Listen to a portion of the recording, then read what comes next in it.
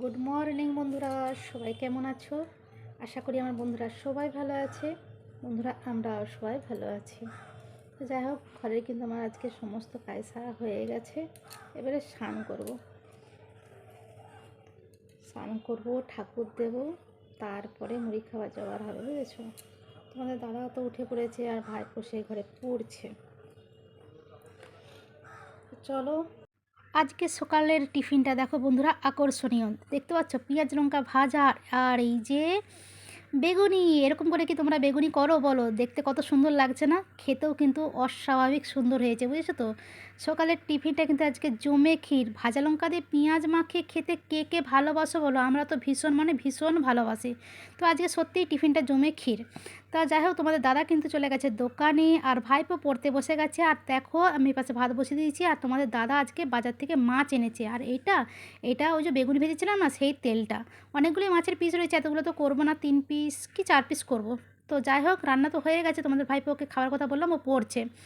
তা দেখো আজকে আমি কী রান্না করেছি। আজকে আমি রান্না করেছি আলু, পেঁপে, মাছ দিয়ে পাতলা করে ঝোল। এই ঝোলটা কিন্তু অনেক দিন পর খাচ্ছি, আর আমার এরকম ঝোল খেতে ভীষণ ভালো লাগে, জানো তো? ভীষণ এরকম ঝোল খেতে ভালোবাসি। তোমাদের ভাইপোর জন্যই হয় না।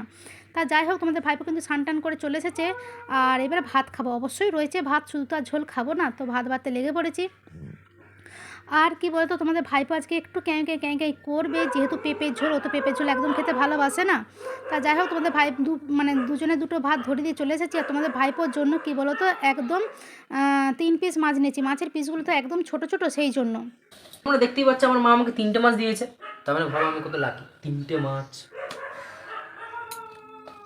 তুমি কটা মাছ নিয়েছো? একটা।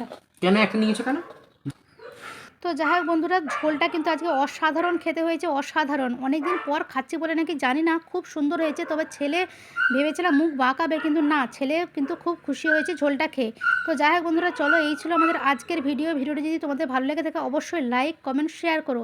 আর বন্ধুরা, সবাই ভালো থেকো, সুস্থ থেকো, আর এইভাবে এই বৌদির পাশে থেকো। এখন ভয়েস রেকর্ড দিচ্ছি, আর পাশে দেখো কুকুরগুলো এত ডিস্টার্ব করছে, জানি না সাউন্ডে চলে আসবে কিনা। তো যাই হোক, চলো, আজকের মতন টাটা।